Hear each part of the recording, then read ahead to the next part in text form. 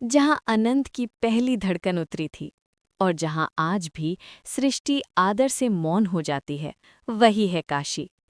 चलिए चलते हैं श्री काशी विश्वनाथ की ओर। कभी सोचा है कि कोई शहर सिर्फ इमारतें और गलियां ही नहीं बल्कि एक एक एहसास भी हो सकता है। आज हम एक ऐसे ही अनुभव की बात करने वाले हैं। हम काशी को समझने की कोशिश करेंगे, लेकिन एक शहर की तरह नहीं, बल्कि सब कुछ पीछे छोड़ आने की एक कला के तौर पर। ये बात बिल्कुल सच है। काशी पहुंचते ही ऐसा लगता है मानो अंदर का जो शोर है ना, वो धीरे धीरे थमने लगता है। और यही वो एहसास है जो इस शहर की आत्मा है। असल में ये कोई मंजिल नहीं है, बल्कि एक जरूरी ठहराव है।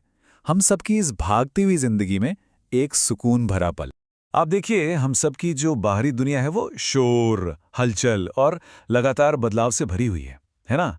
लेकिन जैसे ही काशी में कदम रखते हैं, अंदर की दुनिया में एक स्थिरता, एक शांति और एक ठहराव सा महसूस होने लगता है। और असल में असली सफर यहीं से शुरू होता है, बाहर से भीतर का। तो सवाल ये उठता है कि ये जो अंदर की शांति है, ये आती कहाँ से है? देखिए, काशी के इस अनुभव को अगर समझना है तो सबसे पहले उसके आध्यात्मिक केंद्र मतलब विश्वनाथ को समझना होगा। तो विश्वनाथ हैं कौन? विश्वनाथ का सीधा सा मतलब है ब्रह्मांड के स्वामी। वो एक धुरी हैं, एक ऐसा सेंटर जो कभी नहीं हिलता। मतलब इस लगातार बदलती दुनिया के बीच वो एक ऐसी शक्ति हैं जो खुद कभी नहीं बदलती। और अगर इस नाम को ही तोड़कर देखें ना, तो बात और भी साफ हो जाती है।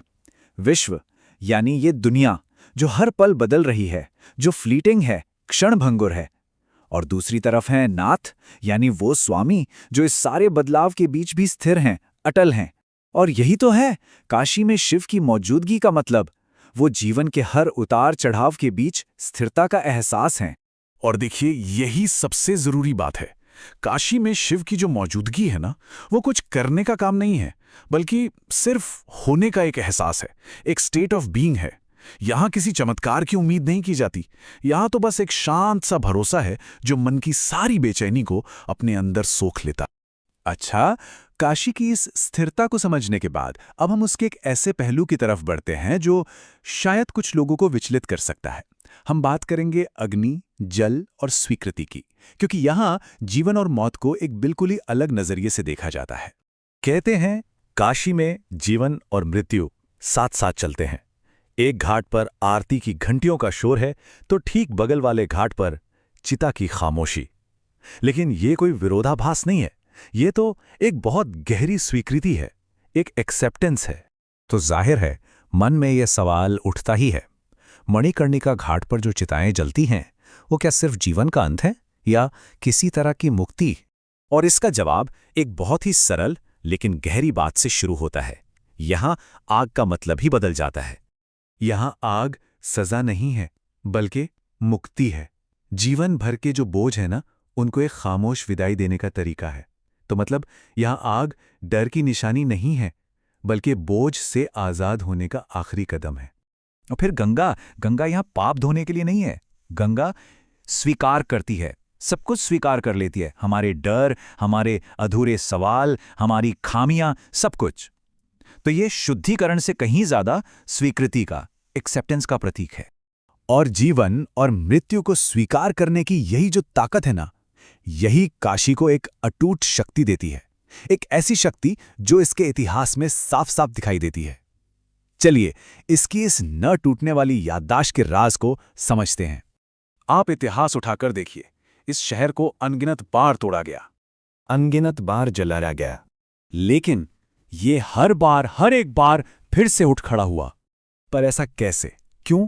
क्योंकि काशी सिर्फ पत्थरों से नहीं बनी है, ये बनी है यादों से, आस्था से और हर उस सांस से जो इसकी दीवारों के अंदर आकर धीमी पड़ जाती है। इसका जो असली रूप है वो दिखता नहीं है, और शायद इसीलिए इसे कोई मिटा नहीं सकता। तो ये सारी बातें हमें कहाँ लेकर आती हैं? ये हमें लाती हैं काशी की आखिरी और सबसे गहरी सीख तक, यानी छोड़ देने में जो आज़ादी है उसे समझना, और मोक्ष का असली मतलब क्या है उसे जानना। काशी ये नहीं सिखाती कि जिंदगी कितनी बड़ी होनी चाहिए, बल्कि ये सिखाती है कि जिंदगी कितनी हल्की हो सकती है। यहाँ का जो असल मकसद है वो है आत्मा पर से बोझ उतारना। तो फिर मोक्ष क्या है? काशी के हिसाब से मोक्ष कोई ऐसी चीज नहीं है जिसे हासिल करना है, कोई अचीवमेंट नहीं है, बल्कि ये तो खुद को दी गई एक इजाजत है, सब कुछ छोड़ देने की इजाजत। ये एक गहरा अंदरूनी सरेंडर है। एक बहुत खूबसूरत बात कही जाती है कि जब कोई काशी से लौटता है तो वो अपने साथ कुछ लेकर नहीं जाता, बल्कि अपना कुछ पीछे छोड़कर आता है। और ये एक लाइन बोझ उतारने की पूरी बात को समझा देती है। तो फिर आखिरी मुक्ति क्या है? शायद अपने अंदर बस थोड़ी सी खाली जगह छोड़ देना। और क्या पता, यही वो शांति हो जिसे हम सब अपनी अपनी जिंदगी में ढूंढ रहे हैं। काशी मन को बोझ नहीं देती, बस भीतर एक शांत सी रोशनी जगा जाती है। और जब ये रोशनी जगती है, यात्रा रुकती नहीं और गहरी हो जाती है। अब हमारी यात्रा काशी के मौन से उठकर उस प्राचीन स्रोत की ओर बढ़ती है, जहाँ समय की पहली धड़कन जल के रूप में बही थी, जहाँ ब्रह्मा, विष्णु और महेश एक ही ज्योति में प्रतिबिंबित होते हैं। आइए, श्री त्रयंबकेश्वर ज्योतिर्लिंग।